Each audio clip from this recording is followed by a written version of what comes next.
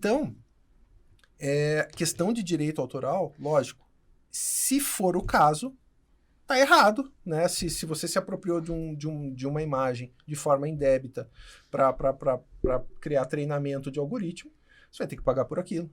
Agora, se a pessoa usou um programa gratuito para publicar a sua imagem na internet, para buscar divulgação, tem que entender também, né? Qual que é o ganho, qual é a perda, né? E por último, e não menos importante, como a tecnologia generativa forma aquilo.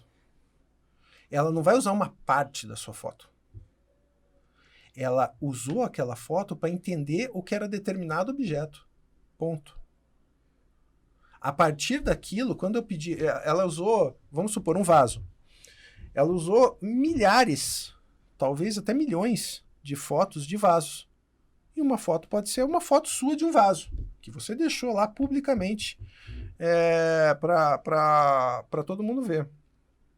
Quando a tecnologia generativa vai gerar aquilo, ela gera a partir de um padrão de difusão em que simplesmente são pontos aleatórios.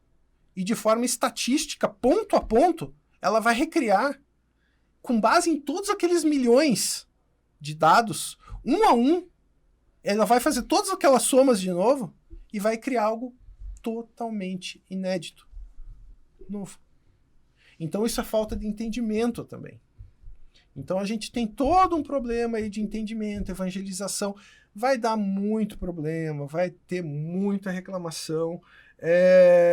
Os governos, eles, para variar, eles mais atrapalham do que ajudam, porque eles sempre estão tentando reagir à tecnologia, não é a forma certa de legislar, e eles têm tentado fazer isso desde sempre. A tecnologia, ela caminha muito mais rápido que a legislação. Às vezes eles demoram 2 anos para legislar uma coisa. 2 anos, tecnologia generativa, eles já estão falando de outro bicho. Uhum. Totalmente diferente, né? Inteligência artificial, tentar legislar a inteligência artificial.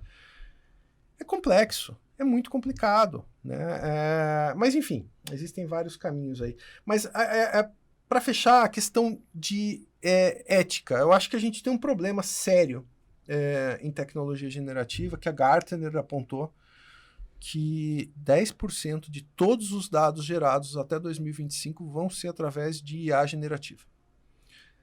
Todos os dados. É muita coisa.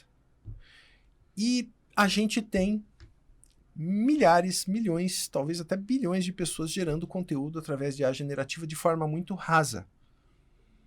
Quando a gente tem milhares, milhões, talvez até bilhões de pessoas fazendo isso, o que a gente espera no primeiro momento? A gente espera que os algoritmos, que são modelos matemáticos gerados por pessoas têm preconceitos, pessoas têm vieses, isso fique exacerbado. Então, no primeiro momento, talvez a gente tenha mais preconceito. No primeiro momento, talvez a gente tenha muito mais informações de vieses que talvez não sejam os vieses corretos. Tá? Então, existem muitas oportunidades aí de novas profissões. Né? Por exemplo, a gente vai ter que ter especialistas em diversidade dentro de empresas de inteligência artificial. A gente vai ter que ter pessoas especializadas em ética. Quem são essas pessoas? São pessoas formadas em filosofia, antropologia, psicologia. Ou seja, aquelas profissões que hoje talvez não estejam tão em alta, né? E a gente já tem um caso bem recente de matemática, né? Tá faltando professor de matemática. Por quê? Porque a indústria de IA está absorvendo todos os profissionais de matemática. Então, se esse cara era super mal remunerado há 10 anos atrás, hoje ele é extremamente bem remunerado. E vai começar a acontecer a mesma coisa com filósofo, antropólogo, historiador, né? Que são aquelas profissões que hoje estão...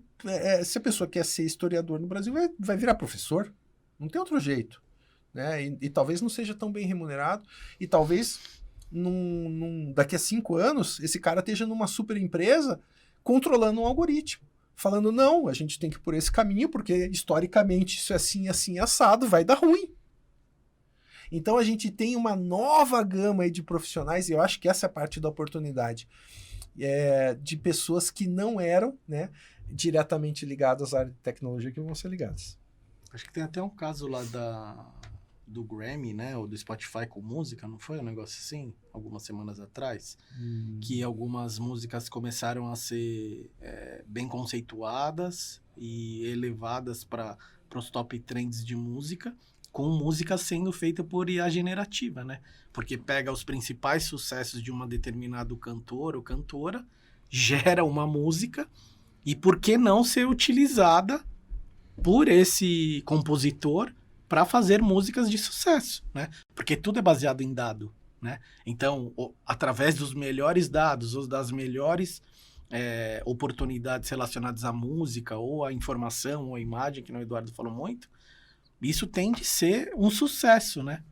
Aumentar a qualidade, aumentar a entrega de valor para qualquer âmbito, tecnologia, música, marketing, atendimento ao cliente, isso vai ser bastante exponenciado, mas vai doer a ferida, né? Porque para mim, eu acredito como você tem o acesso à informação e qual o resultado que você traz com essas novas informações, independente do meio. É tecnologia, é internet, são livros, é o que a gente vai entregar no final. Só não pode confundir, né, a questão de direito de uso autoral com plágio. Né? Teve uma música esses dias do Drake que foi criada com tecnologia generativa e não tinha sido ele. Com a voz dele e com base nas letras dele. Isso é plágio, ponto. Uhum. Foi criado com IA generativa. Não interessa, cara. Pode ser biscoito de polvilho, entendeu? Continua sendo plágio. Isso é crime. Né? Então, existe uma linha cinzenta nesse meio. Né? É complicado, não é exatamente simples falar, não, a partir desse momento é plágio, a partir desse momento não é.